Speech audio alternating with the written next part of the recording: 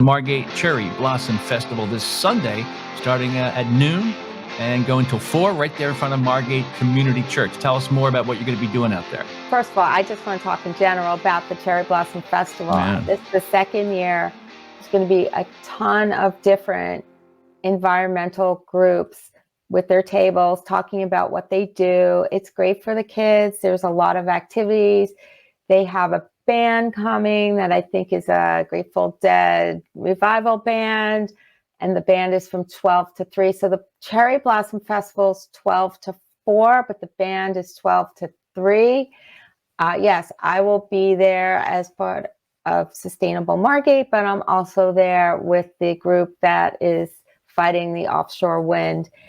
And for anyone that thinks offshore wind is green and sustainable, you really need to research it. It so is not green and sustainable. It uses tons of diesel fuel and will be polluting our oceans. And there's definitely direct correlation for time and place for the marine mammal deaths. But, I'm not going to get into that here, but there's a lot of other booths that will be there, a lot of great organizations. Just come, bring your kids, and prepare to spend 12 to 4. It's going to be in front of the church on the Parkway on Ventnor Avenue. I think it's 90.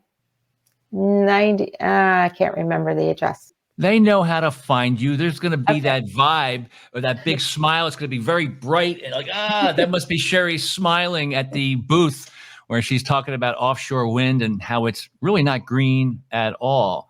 And there could be some spirited discussions there. What do you think out of Margate? What's your general guess? What percentage of Margate is for wind? What percentage is against the wind? Any guess on that? Is it 50-50? You know what I've noticed? 90% people think the project's dead. Yeah. It's over. What's all this talk? They don't understand it. They don't know what's going on. They want to be educated. So 90% people have no idea what it means to them and the project. That's my guess. And the ones that find out and do their research are against it once they really understand. I think, most people like you and me, we're totally open to considering and experimenting with wind and solar and hydrogen and natural gas and nuclear. But we're not a big fan of just blowing up fossil fuels. Hundreds, if not thousands of wind turbines. Those 5 wind turbines by the ACUA, they're about 300 something feet. The ones that they are proposing are 1,047 feet high. Ocean Casino is 710 feet. And there's going to be hundreds of them. Compare that to the height of Ocean Casino and a turbine. What was that again, that comparison? Ocean Casino is 710 feet high.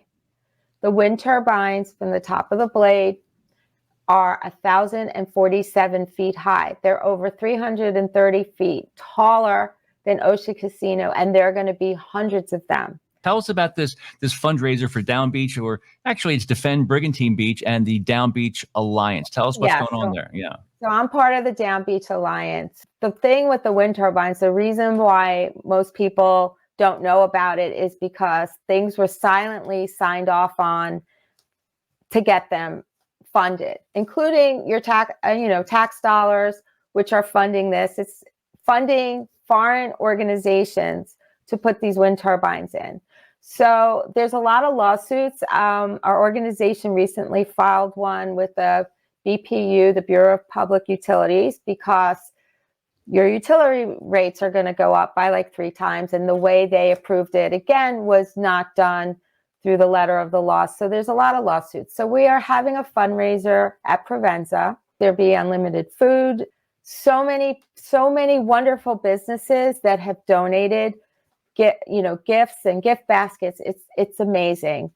And we're going to have some good speakers. Do you find that people drive by, yell out the window, "Hey, sustainable Sherri"? More people have been talking to me, and I work out at the JCC, and people at the JCC is like, "Oh, I watch your podcast and I love what you're doing with the environment." We didn't even talk about the whole microplastics and contaminant ordinance. That's never going to happen, but But you've had an impact though, nonetheless. I've had an impact, and there's definitely improvement in the neighborhood and also in other municipalities that are cleaning up their sites. But yeah, people do recognize me, and it's interesting.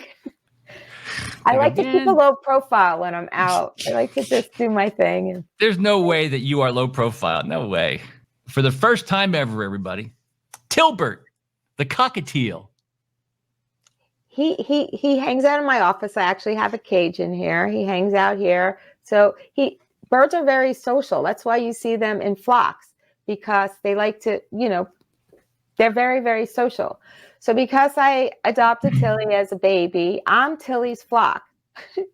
So Tilly likes Tilly likes me and likes to be around me. And when I'm in here, my office, and Tilly's in the other room, he starts squawking. So he likes to be here. Let's see. Can you see yourself? Any success in teaching Tilly how to sing a song or chirp something over and over?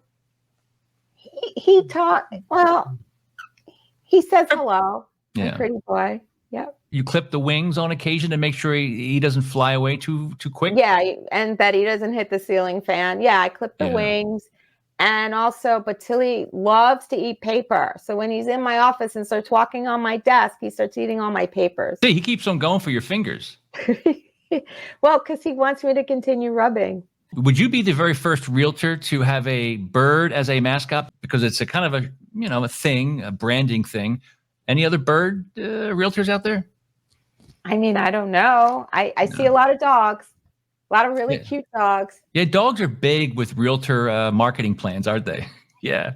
They are. So I grew up in New York City, and we couldn't have dogs or pets. So we always had birds. So I had birds growing up. If you put your hand up, will she just fly to it? Mm-mm. He's on my desk now, and he's looking at what he can eat. What Tilly does is, if I'm in my office and Tilly is out in the other room, he'll come running. He runs down the hall, and he follows my voice. He finds me. He's a smaller cockatiel. What's the difference? Oh, yeah. Well, he's a cockatiel, not to be confused with cockatoos. Yeah, cockatoos are big parrots. Tilly's just like a little bit bigger than a budgie, which is a parakeet. Are they from South America or Australia? Or I thought they're from Australia and stuff. Yeah. Yep.